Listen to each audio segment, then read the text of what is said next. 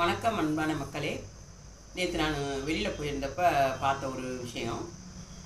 இப்போ எல்லாருக்கும் தெரியும், தெரியாமலாம் யாரும் இருக்க மாட்டீங்க. ஆனாலும் தெரிஞ்சால் தெரியாத மாதிரி இப்போ வாழக்கூடிய ஒரு சூழ்நிலையில் தான் நீங்கள் எல்லோரும் வாழ்ந்துட்டு இருக்கிறீங்க.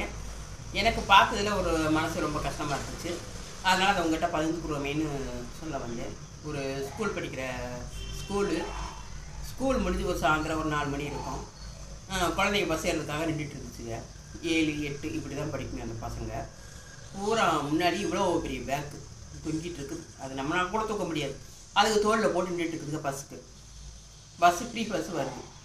ஒரு கிராமத்துக்கு போகக்கூடிய பஸ் என்னமோ ஃப்ரீயாக தாங்க வந்துச்சு. ஆனால் அந்த ஓட்டுற டிரைவருக்கு என்ன மண்டையில் இருந்துச்சோ தெரியலங்க.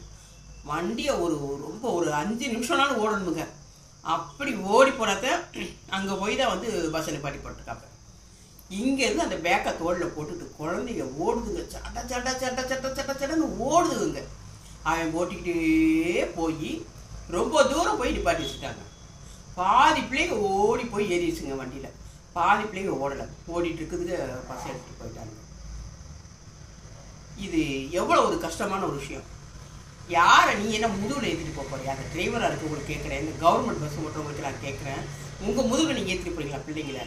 உங்களுக்கு சம்பளம் கொடுக்குறது எதுக்கு? பசங்களை பிள்ளைங்களை எல்லாம் மக்களை வந்து ட்ராவல் பண்ண கூட்டிகிட்டு போகிறவங்க தான், சரிங்களா?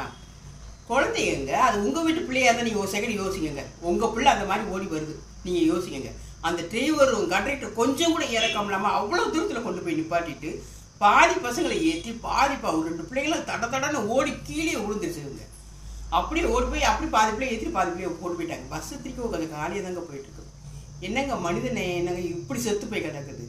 மக்களாக இருக்கிறவங்களுக்கு ஏன் இப்படி மனித நேயமே இல்லாமல் இருக்கிறாங்கன்னு எனக்கு ஒன்றுமே புரியலைங்க. அப்பா, அவ்வளோ ஒரு கஷ்டமாக இருக்குது. பிள்ளைங்க படுற கஷ்டம், படிப்புக்காக போய் வந்து படுற கஷ்டம் வந்து ரொம்ப கஷ்டமாக இருக்குது. இதில் ஏதாவது ஒரு பிள்ளை போய் ஏதாவது ஒரு சக்கரத்தில் மாட்டிச்சுன்னா என்ன ஆகுறது சொல்லுங்கள்? பின்னாடி வர வண்டி கார் அத்தனை வந்துட்டு இருக்குது. அதுகளுக்கு மத்தியில் ஒரு பப்ளிக்கான பயங்கர பிளேஸ் இருக்குது. கீழே விழுந்தா அவ்வளோதான், ஒன்றும் செய்ய முடியாது. அப்படி இடத்துல அந்த குழந்தைங்க விழுது. ஏன் பஸ் ஸ்டாண்டில் நிப்பாட்டி 6 அமர குழந்தைங்க பொறுமையை ஏற்றிட்டு போனால் என்ன கேடு வந்துடும் சொல்லுங்கள்? அந்த டிரைவருக்கும் அந்த கண்டக்டருக்கு என்ன கேடு வந்துடும்? ஏன் இந்த மாதிரி நடந்துக்கிறீங்க? மனித நேயத்தோடு நடந்துக்கோங்க. மக்களை மதிங்க, சரிங்களா? என்னதான் மக்களுக்கு மனசுக்குள்ளே இருக்குன்னே ஒன்றுமே புரியல. நன்றி.